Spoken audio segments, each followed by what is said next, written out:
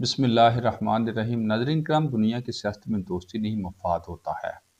یہ سچ کتابوں میں نہیں بلکہ تاریخ کے ہر ورق پر لکھا ہوا ہے، اور مشرق وسطی اس حقیقت کا سب سے بڑا گواہ ہے۔ 1945 میں زہران کے سرا میں ایک معاہدہ ہوا، تیل کے بدلے تحفظ، مگر یہ معاہدہ آہستہ آہستہ جال میں بدل گیا، جس میں سیکورٹی کے نام پر انحصار بڑھتا گیا، کبھی روس کا خوف، کبھی صدام کا خطرہ، اور ہر بار ایک ہی دروازہ کھٹکھٹایا گیا۔ 1990 میں امریکی فوجیں سیلاب کی طرح سعودی عرب میں داخل ہوئیں۔ 5 لاکھ سے زائد فوجی۔ یہ صرف مدد نہیں تھی بلکہ ایک پیغام تھا۔ اب تحفظ کا نظام اپنے ہاتھ میں نہیں رہا، کسی اور کے ہاتھ میں ہے۔ 1991 میں اربوں ڈالر خرچ ہوئے، مگر خطرہ مکمل ختم نہ کیا گیا، کیونکہ خطرہ باقی رہے گا تو ضرورت باقی رہے گی۔ 1973 میں تیل بند ہوا تو دوستی نہیں دباؤ سامنے آیا۔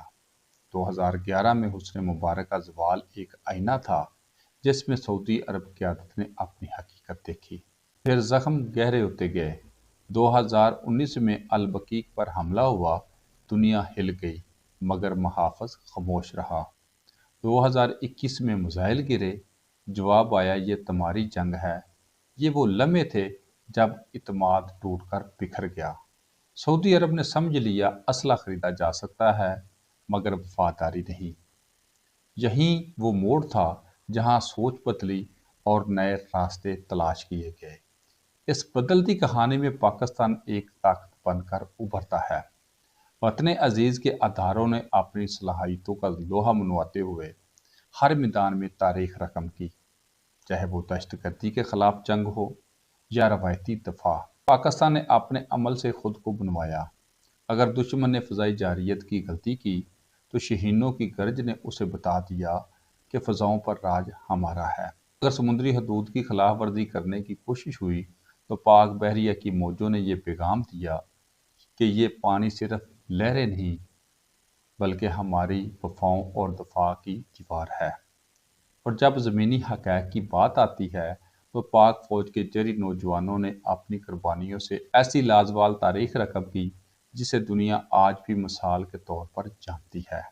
یہی وجہ ہے کہ دشمن بھی سوچنے پر مجبور ہو چکا ہے کہ پاکستان ناقابل تسخیر ہے۔ سفارتی میدان میں بھی پاکستان نے توازن، حکمت اور وقار کا راستہ اپنایا، نہ جھکا نہ بکا بلکہ حالات کے ساتھ چلتے ہوئے اپنی جگہ بنائی۔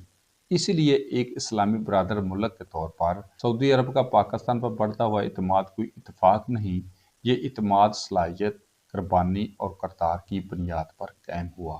مگر حقیقت کا دوسرا رخ بھی موجود ہے۔